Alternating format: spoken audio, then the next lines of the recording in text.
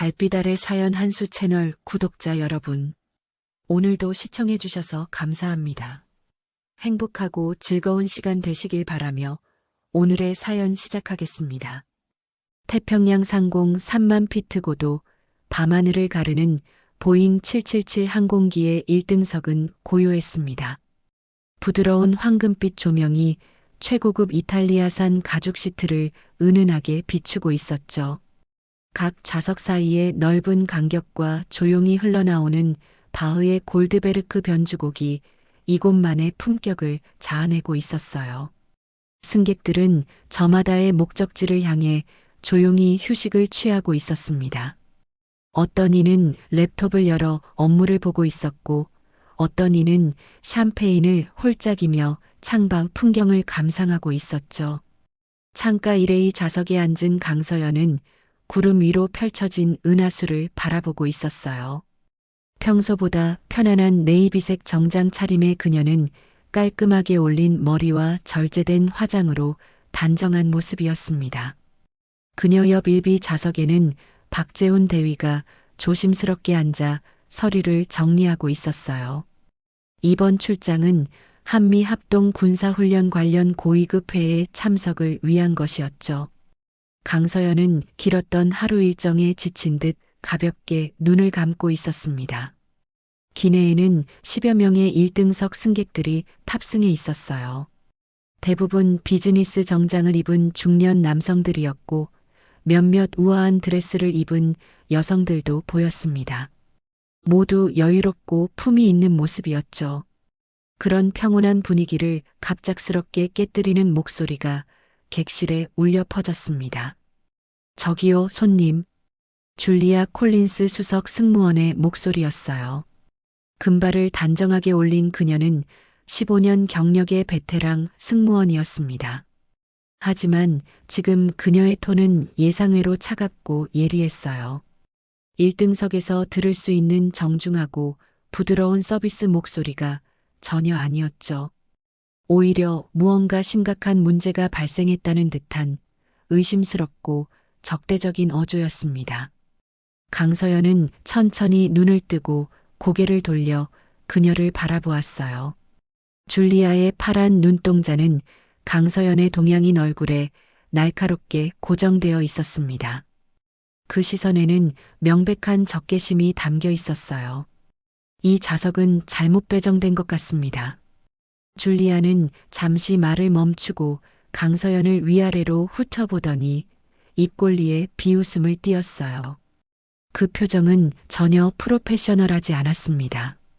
1등석은 그녀가 강서연의 옷차림부터 헤어스타일까지 천천히 살펴보며 말했죠.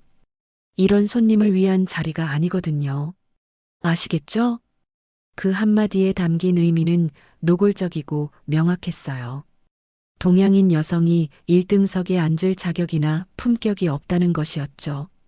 줄리아의 시선은 마치 가짜 명품을 감별하는 전문가처럼 강서연을 살펴보고 있었습니다. 여기 앉으시려면 최소한 프리미엄 멤버십 카드나 글로벌 엘리트 등급 증명이라도 있으셔야 합니다. 줄리아가 팔짱을 끼며 계속했어요. 혹시 그런 자격 증명서를 갖고 계신가요? 아니면 누군가가 대신 예약해 주신 건가요? 줄리아의 질문 자체가 이미 모독적이었어요. 그녀는 강서연이 그런 자격을 갖고 있지 않을 것이라고 단정하고 있었고, 심지어 다른 사람의 도움 없이는 이런 좌석을 예약할 수도 없을 것이라고 가정하고 있었습니다. 박재훈 대위가 깜짝 놀라 자리에서 벌떡 일어났어요. 그의 얼굴은 순식간에 붉어졌고 주먹이 저절로 떨렸습니다. 잠깐만요. 이분은 대한민국 육군. 잠깐. 줄리아가 손바닥을 들어 박재훈의 말을 단호하게 막았어요. 마치 시끄러운 아이를 제지하듯이 말이죠. 그리고는 더욱 비웃는 듯한 표정을 지으며 고개를 가로저었습니다. 군인이라고요? 아, 그런가요? 그녀가 강서연을 다시 한번 위에서 아래로 훑어보며 말했죠. 한국에는 여성도 장군이라고 부르나요? 참 흥미롭네요. 설마 군복만 입으면 다 장군인 건 아니겠죠? 요즘 군 관련 신분 도용이나 사기도 많다고 들었는데 말입니다. 통로 건너편 2A 좌석에 앉은 덩치 큰 미국인 사업가가 이 대화를 듣고 배를 잡고 껄껄 웃으며 끼어들었어요. 하하, 요즘엔 동양 여성도 장군 놀이를 하나 보군요. 정말 재밌네요. 할로윈 코스프레라도 하는 건가? 그의 바로 옆자리 일비에 앉은 40대 중년의 미국인 여성 승객도 코웃음을 치며 에르메스 핸드백을 고쳐들었습니다. 솔직히 말해서 이런 1등석 자리에서 이런 동양인 여성분을 본 건 정말 처음이에요. 뭔가 어색하지 않나요? 아무래도 어디선가 표를 잘못 받으신 게 아닐까요? 그녀가 목소리를 낮춰 속삭였지만 조용한 기내에서는 모든 말이 선명하게 들렸어요. 솔직히 돈이 아무리 많아도 품격이나 교양은 하루아침에 생기는 게 아니잖아요. 그런 걸 보면 금방 티가 나죠. 뒤쪽 3A 좌석에 앉은 또 다른 승객도 고개를 끄덕이며 수군거리기 시작했어요. 맞아요. 뭔가 이상해 보여요. 진짜 자격이 있는 분이라면 승무원이 저런 식으로 대하지는 않겠죠. 승무원들이 제일 잘 알잖아요. 누가 진짜 VIP인지. 객실 안의 분위기가 급격히 변했습니다. 처음에는 평화롭고 고급스러웠던 공간이 이제는 긴장감과 불편함, 그리고 노골적인 적대감으로 가득 찼어요. 마치 공기 자체가 무거워진 것 같았습니다. 다른 승객들도 하나둘 고개를 돌려 이 상황을 지켜보기 시작했어요. 어떤 이는 순수한 호기심으로, 어떤 이는 불편해하는 표정으로, 또 어떤 이는 동조하는 듯한 시선으로 말이죠. 강서연은 모든 시선이 자신에게 집중되는 것을 온몸으로 느꼈어요. 10여 쌍의 눈동자들이 모두 자신을 향하고 있었습니다. 하지만 그녀는 여전히 침묵을 지켰어요. 다만 아주 짧게, 거의 들리지 않을 정도로 숨을 들이킬 뿐이었죠. 그 순간 강서연의 머릿속으로는 지난 30년간의 군 복무 시절이 파노라마처럼 스쳐갔습니다. 육군사관학교 시절부터 시작된 남성 중심적인 조직에서의 생존기, 여성이라는 이유로 받았던 무수한 편견과 차별들, 해외 파병 시절 동양인이라는 이유로 겪었던 무시와 소외감, 그리고 계급이 높아질수록 더욱 까다로워지고 날카로워지는 주변의 시선들까지. 하지만 이번만큼은 달랐어요. 지금까지의 경험들은 적어도 직무나 능력과 관련된 것들이었습니다. 하지만 지금 받고 있는 것은 그런 차원을 넘어선 한 인간으로서의 존재 자체를 부정하는 모욕이었어요. 인종과 성별, 그리고 외모만으로 한 사람의 가치를 판단하고 깎아내리는 행위였죠. 박재훈 대위는 두 주먹을 단단히 쥐고 있었습니다. 그의 얼굴은 분노로 새빨갛게 달아올라 있었고 온몸이 미세하게 떨리고 있었어요. 하지만 강서연이 아주 작고 조용한 손짓으로 그를 제지했죠. 그 손짓에는 기다려라는 의미가 담겨 있었습니다. 주변 객실의 공기는 이미 여러 감정들로 복잡하게 얽혀 있었어요. 분노, 불편함, 호기심, 우월감, 동조, 무관심. 다양한 감정들이 뒤섞여 무거운 침묵을 만들어내고 있었습니다. 강서연의 침묵이 길어질수록 그 침묵은 더욱 의미심장해졌어요. 마치 태풍이 오기 전에 무시무시한 고요함처럼 말이죠. 시간이 흘러 음료 서비스 시간이 다가왔습니다. 1등석의 정해진 스케줄에 따라 승무원들이 은빛 트롤리를 끌고 객실을 돌기 시작했어요. 샴페인, 위스키, 각종 프리미엄 음료들이 정갈하게 진열된 트롤리였죠. 줄리아는 다른 승객들에게는 완벽하게 다른 모습을 보여주었습니다. 미소를 머금고 정성스럽게 서빙하면서 말이에요. 어떤 음료를 드시겠어요? 오늘 특별히 프랑스에서 공수한 샴페인이 있습니다. 사업가에게는 고급 위스키를 권했고 여성 승객에게는 화이트 와인을 추천했죠. 그 모습은 전문적이고 친절한 완벽한 승무원의 모습이었어요. 하지만 강서연의 좌석에 다가왔을 때는 완전히 달랐습니다.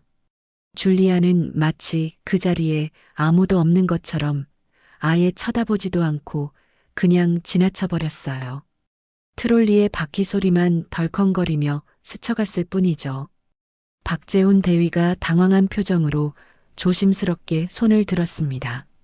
저희 좌석은요?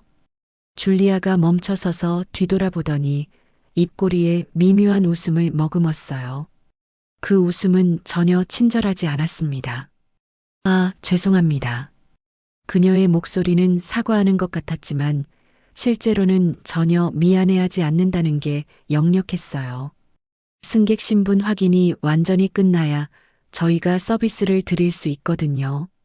이건 저희 항공사의 엄격한 규정입니다. 줄리아가 팔짱을 끼며 설명했죠.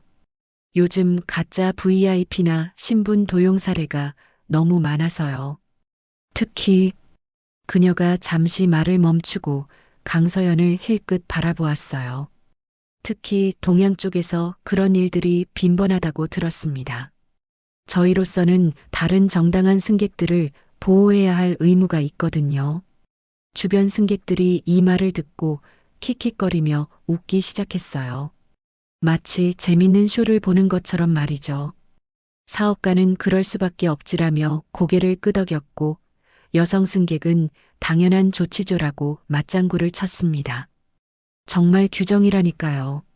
줄리아가 더욱 당당하게 목소리를 높였어요. 저희 항공사는 아무나 대접하지 않습니다. 진짜 자격을 갖춘 분들만을 위한 서비스거든요. 혹시 불편하시다면 그녀가 뒤쪽 이코노미석 방향을 가리켰습니다. 편하게 뒤쪽으로 옮기시는 게 서로에게 나을 것 같습니다. 거기가 더 적합한 자리일 테니까요. 이때 3열 좌석에 앉아있던 리처드 그린 예비역 준장이 눈썹을 치켜 세우며 중얼거렸습니다.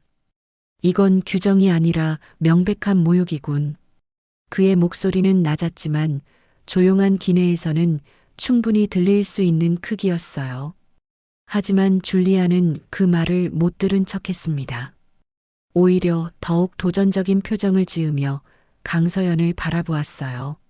어떻게 하실 건가요? 계속 여기 앉아 계실 건가요? 아니면 적절한 자리로 이동하실 건가요? 강서연은 그제서야 천천히 입을 열었습니다. 그녀의 목소리는 낮고 차분했지만 그 안에는 강철 같은 의지가 담겨 있었어요. 승무원님, 그녀가 줄리아를 정면으로 바라보며 말했죠.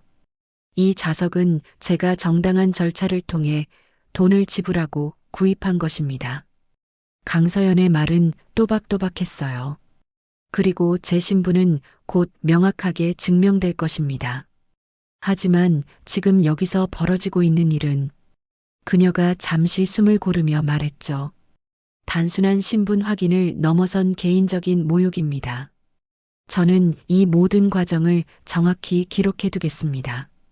강서연의 목소리에는 위협이 아닌 단호한 의지가 담겨 있었어요. 이것은 개인의 문제가 아니라 국제적인 예의와 인권의 문제이니까요. 줄리아는 그 말을 듣고 어깨를 으쓱하며 건조하게 웃었습니다. 기록이요? 물론이죠. 자유롭게 하세요. 그녀의 표정에는 여전히 비웃음이 가득했어요. 하지만 현실은 바뀌지 않을 겁니다. 규정은 규정이니까요.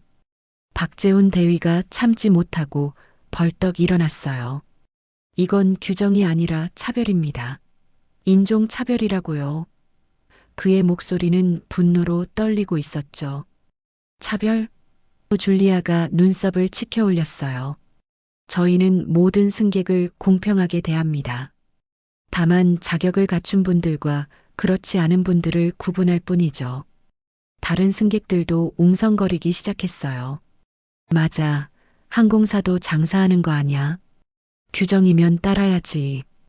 왜 트집을 잡는 거야? 이런 목소리들이 여기저기서 들려왔습니다. 강서연은 이 모든 상황을 지켜보며 깊이 생각했어요. 지금 이 순간 자신은 단순히 개인적인 모욕을 당하는 게 아니었습니다. 자신이 대표하는 국가와 군대, 그리고 수많은 동양인 여성들의 명예가 함께 짓밟히고 있었어요. 좌석은 지켜냈지만 인격은 무참히 짓밟힌 순간이었습니다. 객실 안은 여전히 차가운 적대감으로 가득했고 강서연을 향한 시선들은 더욱 날카로워졌죠. 분노가 서서히 끓어오르기 시작했어요. 하지만 그녀는 여전히 침묵을 지켰습니다. 폭풍이 오기 전에 고요함처럼 말이죠. 기내 상황이 심상치 않다는 보고가 조종실로 전해졌습니다. 줄리아가 인터폰을 통해 기장에게 직접 연락을 취한 것이었어요. 기장님, 1등석에 특이 상황이 발생했습니다. 줄리아의 목소리는 의외로 차분했어요. 신분 확인이 필요한 승객이 있습니다. 조종실에서는 마크 톰슨 기장과 부기장이 대화를 나누고 있었어요. 25년 경력의 베테랑 기장인 마크는 이런 상황을 여러 번 겪어본 적이 있었습니다. 어떤 종류의 문제인가? 마크 기장이 물었어요. 동양인 여성 승객이 군 장성이라고 주장하고 있는데 신분 증명에 일관성이 없다는 의견이 승무원들 사이에서 나오고 있습니다. 줄리아가 조심스럽게 보고했죠. 1등석 다른 승객들도 불편해하고 있는 상황입니다. 부기장 데이비드가 고개를 갸우뚱했어요. 동맹국군 인사일 가능성도 있지 않나요? 한국은 우리와 중요한 동맹국인데. 마크 기장이 미간을 찌푸렸습니다. 확실한 증거 없이 성급하게 판단해서는 안 돼. 혹시 정말 중요한 인물이라면 외교적 문제가 될 수도 있어. 하지만 줄리아는 자신의 판단을 굽히지 않았어요. 기장님, 저는 15년간 이 일을 해왔습니다. 진짜 VIP와 가짜를 구분하는 건 제 전문 분야거든요. 지금 그 여성은 그녀가 잠시 말을 멈췄죠. 솔직히 말해서 1등석에 어울리지 않습니다. 어울리지 않는다는 게 무슨 뜻인가? 마크 기장의 목소리에 경계심이 스며들었어요. 외모나 분위기, 그리고 동반자의 태도까지 뭔가 어색합니다. 진짜 장군이라면 그에 맞는 위엄이나 격식이 있어야 하는 거 아닌가요?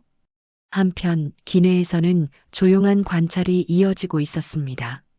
3회 좌석에 앉은 리처드 그린 예비역 준장은 박재훈에게 조용히 다가가 속삭였어요. 실례지만 정말 한국군 장성분이 맞습니까? 리처드의 목소리는 진지했어요. 그는 27년간 미군에서 복무한 베테랑이었죠. 박재훈은 떨리는 목소리로 답했습니다. 그렇습니다. 이분은 대한민국 육군 강서연 소장님입니다.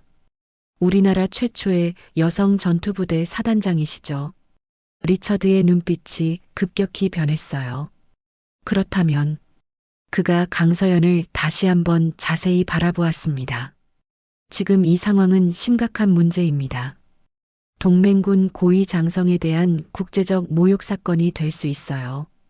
리처드는 군인 특유의 직감으로 뭔가 잘못되고 있다는 것을 느꼈습니다.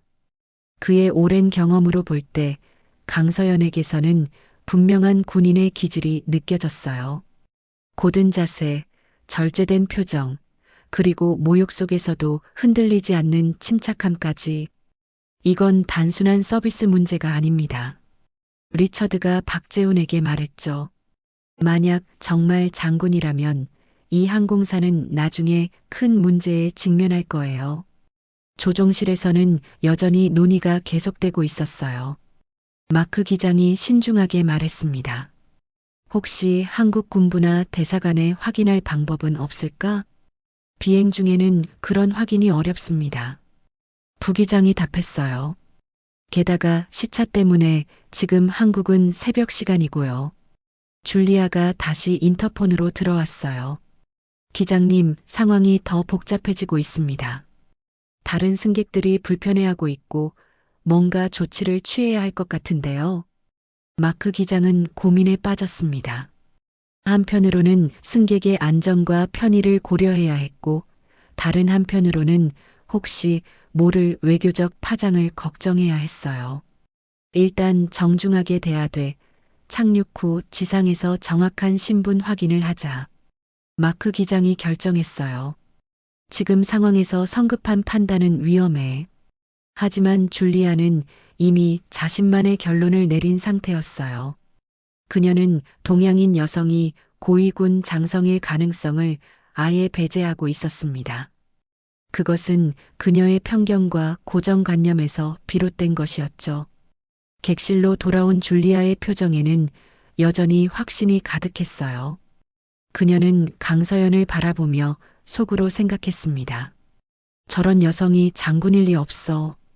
아무리 한국이라고 해도 말이야. 기내의 분위기는 점점 더 긴장되어 갔습니다.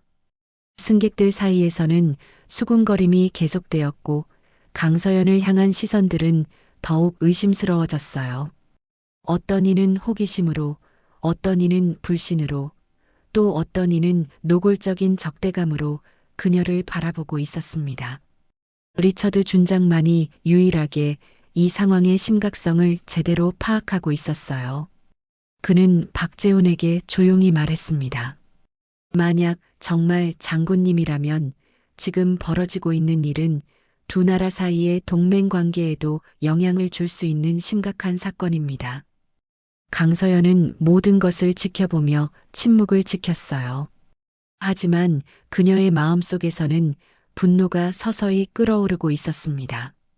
이것은 단순한 개인적 모욕이 아니라 자신이 대표하는 국가와 군대에 대한 모독이었으니까요. 상황은 더욱 악화되고 있었습니다. 줄리아가 다시 강서연의 좌석 앞에 나타났을 때 그녀의 표정에는 이전보다 더 강한 확신이 서려 있었어요. 마치 자신이 옳다는 것을 증명하고 싶어 하는 사람처럼 말이죠. 죄송하지만 이제는 정말 좌석 이동을 고려해 주셔야겠습니다. 줄리아가 양손을 허리에 얹으며 말했어요. 저희가 제공하는 건 단순한 좌석이 아니라 프리미엄 고객 경험입니다. 그녀가 주변을 둘러보며 목소리를 높였죠. 다른 승객분들이 상당히 불편해하고 계십니다. 1등석은 조용하고 품격 있는 환경을 유지해야 하거든요.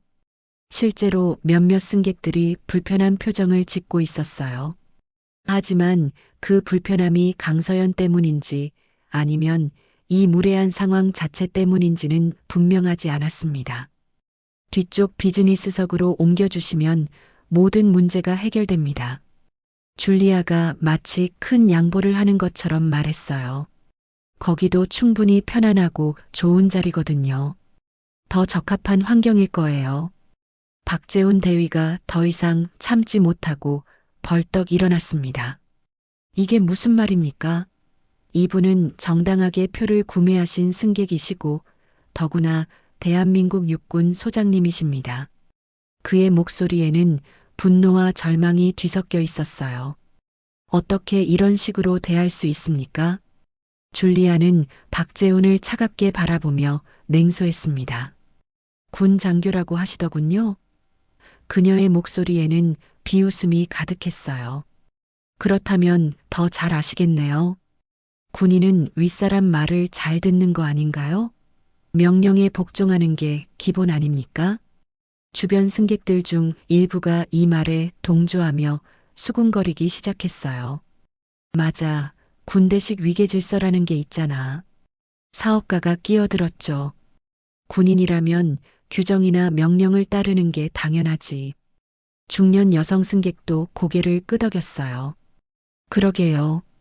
군인이면서 왜 이렇게 말대꾸를 하는 건지 이해가 안 되네요. 뒤쪽에 앉은 또 다른 승객도 한마디 거들었습니다. 요즘 군기가 많이 빠졌나 봐요. 예전 같으면 상상도 못할 일이죠. 이런 말들이 사방에서 쏟아지자 박재훈의 얼굴은 더욱 붉어졌어요. 그는 주먹을 꽉 쥐고 떨고 있었습니다.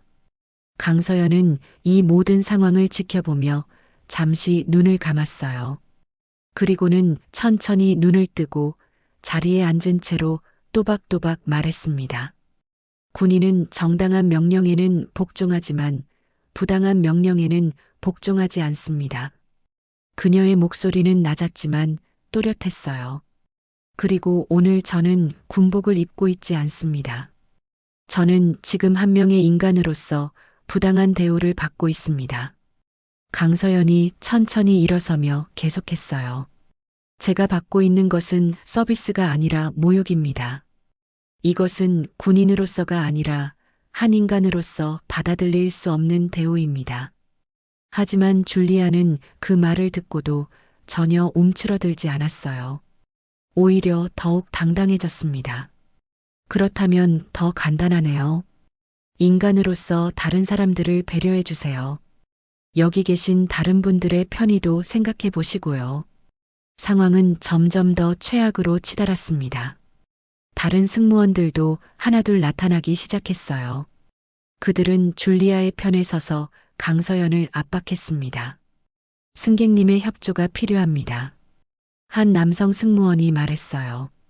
지금 상황이 다른 승객들에게 피해를 주고 있습니다. 규정을 따라주시면 모든 게 원만하게 해결될 수 있어요. 또 다른 여성 승무원이 덧붙였죠. 리처드 준장이 참지 못하고 일어서려 했지만 주변의 압박적인 분위기에 망설였어요. 그는 이 상황이 완전히 잘못되었다는 것을 알고 있었지만 혼자서 전체를 상대하기에는 부담스러웠습니다. 결국 강서연은 어쩔 수 없이 좌석을 옮기게 되었어요. 승무원들의 지속적인 압박과 다른 승객들의 시선 때문이었습니다. 그녀는 천천히 자리에서 일어나 자신의 가방을 들었죠. 이동하겠습니다. 강서연이 조용히 말했어요.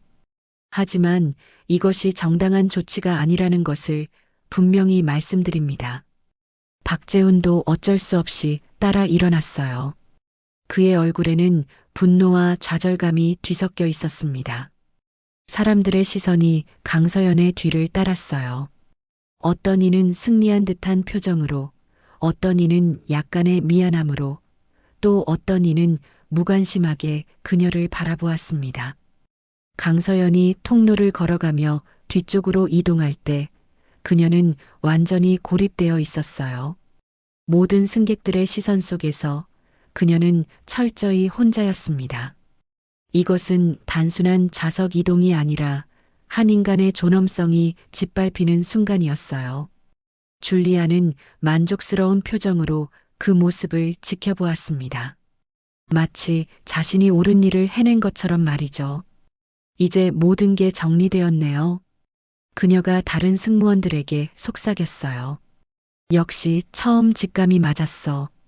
하지만 리처드 준장의 얼굴은 점점 더 어두워지고 있었습니다. 그는 이 상황이 나중에 어떤 결과를 가져올지 예감하고 있었어요. 강서연이 뒤쪽 좌석으로 이동한 지 약 30분이 지났을 때 조종실에 예상치 못한 무전이 들어왔습니다.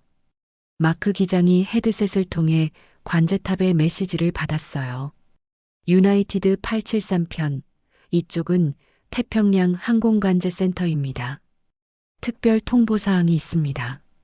유나이티드 873편 들고 있습니다.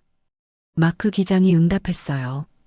현재 귀하의 항로 근처에서 미군 공군의 합동훈련이 막 종료되었습니다. B2 스피릿 스텔스 폭격기 편대가 귀하의 민항기 인근 고도를 통과할 예정입니다. 안전거리는 충분히 확보되어 있으니 걱정하지 마십시오. 부기장 데이비드가 고개를 돌렸어요. B2 폭격기요? 그거 보기 힘든 기체 아닌가요? 맞아. 마크 기장이 고개를 끄덕였죠. 1억 5천만 달러짜리 전략 폭격기야. 전 세계에 20대밖에 없는 기체지. 관제탑에서 추가 정보가 들어왔어요. 참고로 해당 편대는 한미 합동훈련을 마치고 괌 기지로 복귀하는 중입니다. 혹시 귀 항공기에 특별한 VIP나 군 관계자가 탑승해 있는지 확인 부탁드립니다. 마크 기장은 잠시 망설였어요. 아까 1등석에서 벌어진 소동이 머릿속에 떠올랐습니다. 확실하지 않습니다. 신분 확인이 필요한 승객이 있긴 한데. 알겠습니다. 일단 B2 편대에게는 민항기가 지나간다고만 통보하겠습니다. 기내에서는 아무도 이런 교신이 오가고 있다는 것을 알지 못했어요. 강서연은 비즈니스석으로 옮겨진 후에도 여전히 침묵을 지키고 있었습니다. 박재훈 대위는 옆에 앉아 분노를 사기려 애쓰고 있었죠. 1등석에서는 줄리아가 다른 승객들에게 더욱 친절하게 서비스를 제공하고 있었어요. 마치 문제가 해결되었다는 것을 과시하듯이 말이죠. 이제 훨씬 조용해졌네요.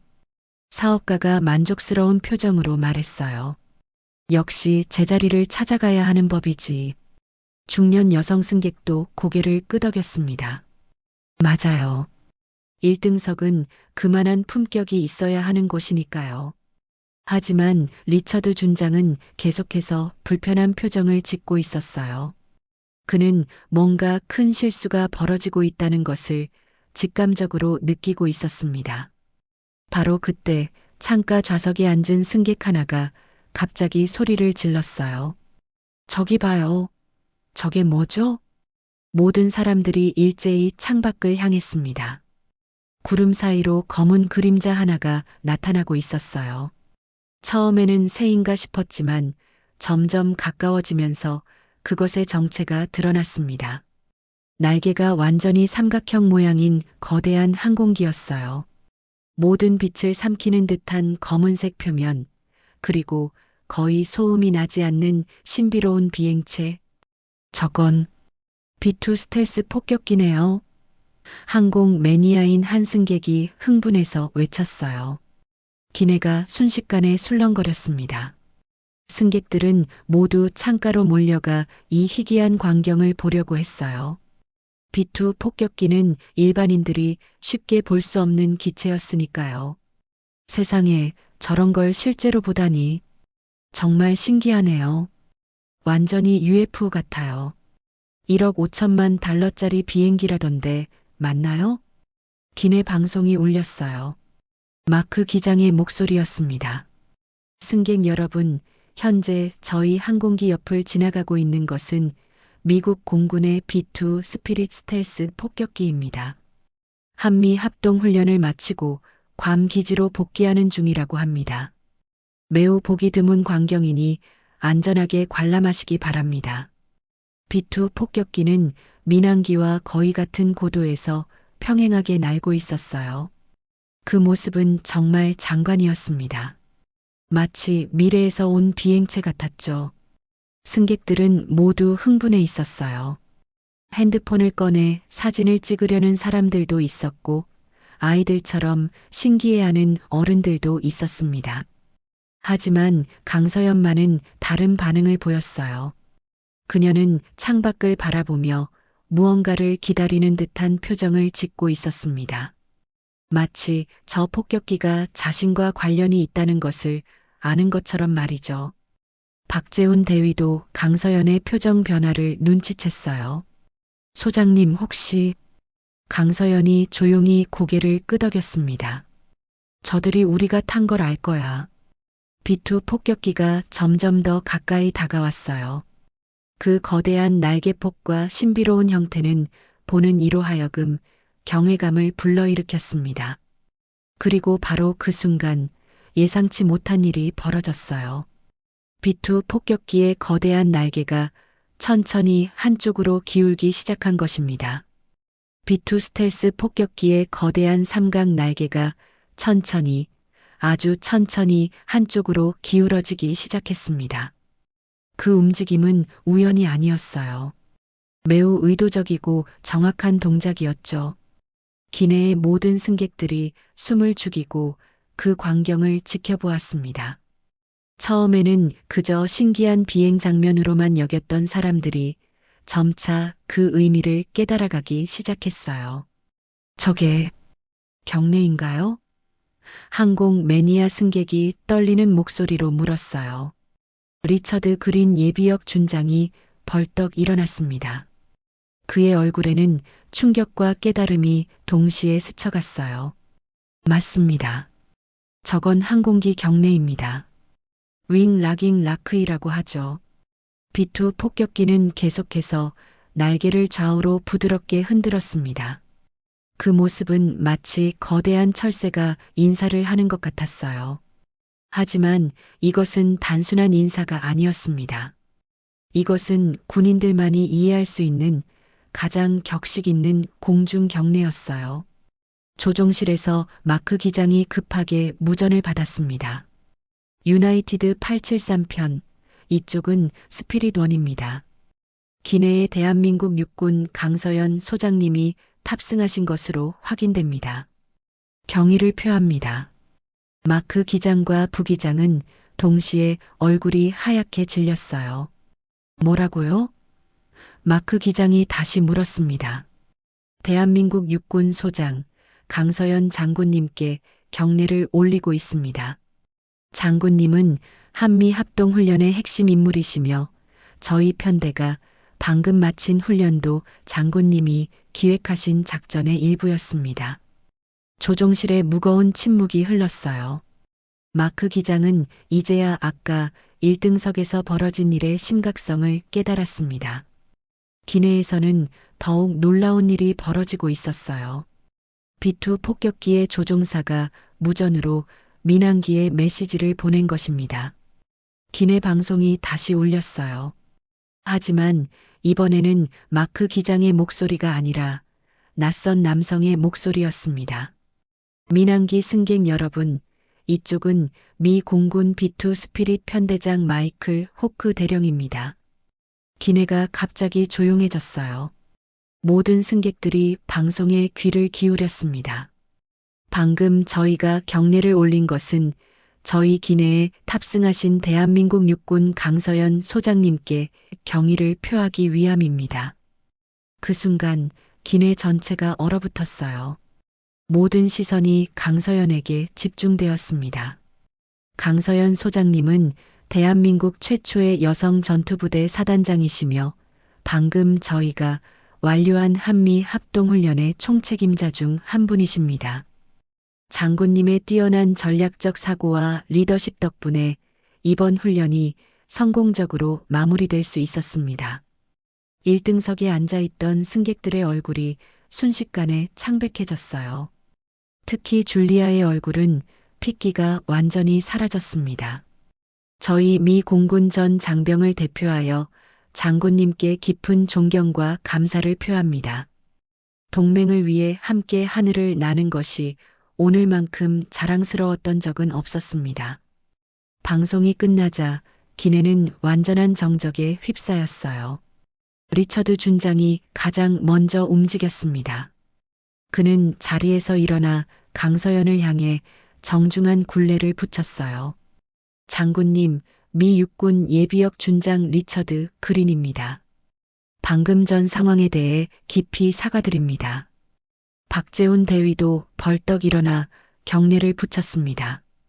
그의 눈에는 눈물이 맺혀 있었어요. 뒤편에 앉아있던 할머니 승객이 떨리는 손으로 가슴에 손을 얹었습니다. 세상에, 정말 장군님이셨구나. 1등석에서는 아무도 움직이지 못했어요. 사업가는 입을 벌린 채 멍하니 앉아 있었고 중년 여성은 핸드백을 떨어뜨렸습니다. 줄리아는 손에 들고 있던 서비스 트레이를 놓치고 말았어요. 트레이가 바닥에 떨어지며 와장창 소리를 냈고 그 소리가 조용한 기내에 크게 울려 퍼졌습니다. B2 폭격기는 마지막으로 한 번 더 날개를 흔들고는 천천히 멀어져 갔어요. 그 모습은 마치 임무를 완수한 기사가 떠나는 것 같았습니다. 강서연은 여전히 조용히 앉아 있었어요. 하지만 이제 그녀를 바라보는 시선들이 완전히 달라졌습니다. 경외감, 부끄러움, 죄책감, 다양한 감정들이 뒤섞인 시선들이었죠. 객실 안에 흐르는 정막은 무겁고 압도적이었어요. 방금 전까지 강서연을 무시하고 모욕했던 사람들은 이제 어디에 눈을 둘지 몰라 했습니다. 진실이 드러난 순간 모든 오만과 편견이 한순간에 무너져 내렸어요. 하늘 위에서 벌어진 한 번의 경례가 모든 것을 바꿔놓았습니다. 비투 폭격기가 멀어진 후 기내는 여전히 충격적인 정적에 휩싸여 있었습니다. 그 정적을 깨뜨린 것은 조종실 문이 열리는 소리였어요. 마크 톰슨 기장이 직접 객실로 나왔습니다. 25년 경력의 베테랑 기장의 얼굴에는 깊은 긴장과 부끄러움이 묻어 있었어요. 그의 손은 미세하게 떨리고 있었고 평소의 당당한 모습은 온데간데 없었습니다. 기장은 먼저 1등석을 지나 강서연이 앉아 있는 비즈니스석으로 향했어요. 모든 승객들의 시선이 그의 뒤를 따랐습니다. 기장의 발걸음은 무겁고 조심스러웠죠. 강서연 앞에 도착한 마크 기장은 잠시 멈춰 섰습니다. 그리고는 깊숙이 허리를 숙여 정중한 인사를 했어요. 대한민국 육군 강서연 소장님. 그의 목소리는 떨리고 있었습니다. 저는 이 항공기의 기장 마크 톰슨입니다. 오늘 저희 항공사가 장군님께 보여드린 무례함에 대해 진심으로 사죄드립니다. 마크 기장의 사과는 형식적인 것이 아니었어요. 그의 목소리에는 진정한 후회와 부끄러움이 담겨 있었습니다. 저희의 무지와 오만이 장군님의 명예를 훼손했습니다. 동맹국의 고위군 장성을 이런 식으로 대한 것은 용서받을 수 없는 실수였습니다. 기장의 사과가 계속되자 기내의 다른 승객들도 점점 더 부끄러워하는 표정을 지었어요. 특히 1등석에 앉아있던 사람들은 고개를 들지 못했습니다. 그때 줄리아가 떨리는 다리로 일어났어요. 그녀의 얼굴은 새하얗게 질려 있었고 눈에는 눈물이 가득했습니다. 줄리아는 비틀거리며 강서연에게 다가갔어요. 소장님, 줄리아의 목소리는 거의 들리지 않을 정도로 작았습니다. 저는 정말 그녀가 갑자기 무릎을 꿇었어요. 15년 경력의 수석 승무원이 승객 앞에서 무릎을 꿇는 것은 전례 없는 일이었습니다. 용서해 주세요. 줄리아의 목소리는 흐느낌으로 끊어졌어요. 저는 동양인 여성이라는 이유만으로 장군님을 판단했습니다. 제 편견과 오만함이 장군님의 인격을 모독했습니다. 눈물이 줄리아의 뺨을 타고 흘러내렸어요. 저는 제 직업의 품위를 잊고 한 인간으로서 가져야 할 최소한의 예의도 지키지 못했습니다. 진심으로, 정말 진심으로 사과드립니다. 기내의 다른 승무원들도 하나둘 나타나 고개를 숙였어요. 그들 모두 이 상황에 직간접적으로 관여했다는 것을 알고 있었습니다. 1등석에 앉아있던 사업가도 자리에서 일어났어요.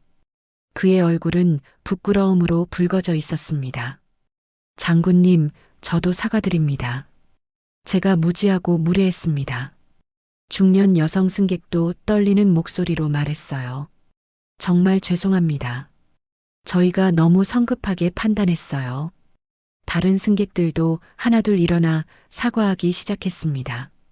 방금 전까지 강서연을 무시하고 비웃었던 사람들이 이제는 고개를 숙이고 있었어요. 강서연은 이 모든 상황을 조용히 지켜보았습니다. 그리고는 천천히 일어나 차분한 목소리로 말했어요. 사과를 받겠습니다. 강서연의 목소리는 여전히 차분했지만 그 안에는 단호함이 담겨 있었어요. 하지만 잊지 마십시오. 그녀가 기장과 줄리아 그리고 다른 승객들을 차례로 바라보며 계속했습니다. 오늘의 일은 단순한 개인적 모욕이 아닙니다. 이것은 한 국가의 군인에 대한 그리고 동맹 관계에 대한 모독이었습니다. 더 나아가 인종과 성별에 대한 편견이 얼마나 깊이 뿌리박혀 있는지를 보여준 사건입니다. 강서연의 말에 모든 사람들이 더욱 부끄러워했어요. 저는 이 일을 잊지 않을 것입니다. 그리고 이런 일이 다시 발생하지 않도록 하는 것이 여러분의 책임입니다. 눈물을 흘리며 무릎 꿇고 있던 줄리아가 고개를 끄덕였어요. 네, 장군님. 이 사죄는 반드시 기록에 남기고 다시는 이런 일이 반복되지 않도록 하겠습니다. 마크 기장도 가슴에 손을 얹고 굳은 목소리로 답했습니다. 장군님의 말씀을 가슴 깊이 새기겠습니다. 이번 일은 저희 항공사 전체가 반성해야 할 사건입니다. 리처드 준장이 다시 한번 경례를 붙였어요. 장군님의 품격과 포용력에 깊이 감사드립니다. 오늘 저는 진정한 리더십이 무엇인지 배웠습니다. 강서연은 마지막으로 모든 사람들을 둘러보며 말했어요. 존중은 계급이나 지위 때문에 하는 것이 아닙니다. 한 인간으로서 당연히 받아야 할 기본적인 예의입니다. 그 말이 기내에 깊은 울림을 남겼어요. 모든 사람들이 고개를 숙인 채 그 의미를 곱씹었습니다. 진실의 무게는 무거웠고 그 무게 앞에서 모든 오만과 편견이 무릎을 꿇었습니다. 몇 시간 후 항공기가 목적지 공항에 착륙했습니다. 바퀴가 활주로에 닿는 순간까지도 기내는 여전히 무거운 침묵에 휩싸여 있었어요. 그 침묵은 부끄러움과 반성으로 가득한 것이었습니다. 강서연은 여전히 비즈니스석에 앉아 창밖을 바라보고 있었어요. 공항의 불빛들이 하나둘 보이기 시작했고 지상 요원들이 항공기를 안내하고 있었습니다. 평범해 보이는 착륙 과정이었지만 오늘만큼은 모든 것이 달라 보였어요. 항공기가 완전히 정지하자 기장의 방송이 울렸습니다. 승객 여러분, 안전하게 도착했습니다. 하지만 하기 전에 특별한 말씀을 드리고 싶습니다. 마크 기장의 목소리는 여전히 무거웠어요. 오늘 저희가 보여드린 모습은 항공 서비스업의 기본 정신에 어긋나는 것이었습니다. 모든 승객분들께 다시 한번 사과드립니다. 승객들이 하나둘 자리에서 일어나기 시작했을 때 게이트 근처에서 예상치 못한 일이 벌어졌어요. 공항 측에서 특별 의전팀이 대기하고 있었던 것입니다. 미군 의전 장교 한 명이 항공기 입구에서 대기하고 있었어요. 그의 손에는 작은 봉투가 들려 있었습니다. 강서연이 항공기에서 내리자 의전 장교가 정중하게 다가왔어요. 소장님, 미 공군 태평양 사령부 의전 담당 스미스 소령입니다. 그가 정중한 경례를 붙인 후 봉투를 전했습니다. B2 편대장 호크 대령님께서 전해달라고 하신 메시지입니다. 강서연이 봉투를 열어보니 손으로 직접 쓴 짧은 메모가 들어 있었어요. 소장님께 오늘 하늘에서 장군님께 경례를 올릴 수 있어 영광이었습니다. 동맹을 위해 함께 날아간다는 것이 오늘만큼 자랑스러웠던 적은 없었습니다. 콜사인 호크가 보내는 존경과 감사의 마음을 담아서 마이클 호크 대령. 강서연은 그 메모를 읽고 잠시 미소를 지었어요. 그리고는 정복 안주머니에 소중히 넣었습니다. 한편 항공기에서는 여전히 사후 처리가 이어지고 있었어요. 줄리아와 마크 기장은 강서연이 내린 후에도 계속 머리를 맞대고 대화하고 있었습니다. 이 일은 반드시 본사에 정식으로 보고해야 합니다. 마크 기장이 말했어요. 그리고 전 승무원을 대상으로 문화적 감수성 교육을 실시해야 해요. 줄리아는 여전히 눈물을 흘리며 고개를 끄덕였어요. 제가 얼마나 무지했는지 깨달았습니다. 외모나 인종으로 사람을 판단한다는 것이 얼마나 잘못된 일인지. 다른 승객들도 하나둘 항공기에서 내리면서 각자의 반성을 하고 있었어요. 사업가는 동료에게 전화를 걸어 오늘 있었던 일을 털어놓았고 중년 여성은 가족들에게 자신의 잘못을 고백했습니다. 리처드 준장은 강서연에게 마지막 인사를 드렸어요. 장군님, 오늘 저는 진정한 품격이 무엇인지 배웠습니다. 모욕 속에서도 흔들리지 않는 강인함과 사과하는 이들을 포용하는 아량까지. 그리고 무엇보다 리처드가 계속했어요. 차별과 편견 앞에서도 굴복하지 않는 용기를 보여주셨습니다. 강서연은 차분하게 대답했어요. 오늘의 일이 모든 분들에게 교훈이 되었으면 좋겠습니다. 진정한 존중은 겉모습이 아니라 사람 자체에 대한 것이니까요. 공항 터미널을 걸어가며 강서연은 다시 한번 안주머니의 메모를 만져보았어요. B2 폭격기의 경례, 그 한 번의 날개 흔들림이 모든 것을 바꿔놓았습니다. 박재훈 대위가 옆에서 말했어요. 소장님, 정말 대단하셨습니다. 그 모든 모욕을 받으면서도 끝까지 품격을 잃지 않으셨어요. 강서연이 터미널의 큰 유리창 너머로 하늘을 바라보며 말했어요. 군인의 진정한 힘은 무력이 아니라 품격에서 나오는 거야. 오늘 그것을 증명할 수 있어서 다행이었어. 그때 뒤에서 줄리아의 목소리가 들렸어요. 그녀가 급하게 달려와 마지막 인사를 드리고 있었습니다. 소장님, 정말 마지막으로 한 번 더 사과드리고 싶었습니다. 그리고 그녀가 망설이다 말했어요. 오늘 소장님께서 보여주신 모습을 평생 잊지 않겠습니다. 진정한 리더가 무엇인지 배웠어요. 강서연은 마지막으로 모든 사람들을 바라보며 말했어요. 존중은 직급이나 지위 때문에 드리는 것이 아닙니다. 한 사람 한 사람이 모두 소중한 존재이기 때문에 드리는 것입니다. 그 한마디가 공항 터미널의 높은 천장에 메아리처럼 울려 퍼졌어요. 강서영과 박재훈이 출구를 향해 걸어갈 때 뒤에 남겨진 사람들은 모두 깊은 생각에 잠겨 있었습니다. 오늘의 일은 그들 모두에게 평생 잊을 수 없는 교훈이 될 것이었어요. 그리고 그날 밤 태평양 상공에서 벌어진 한 번의 날개 흔들림은 단순한 경례를 넘어서 편견과 차별에 맞선 존엄성의 승리로 역사에 기록되었습니다.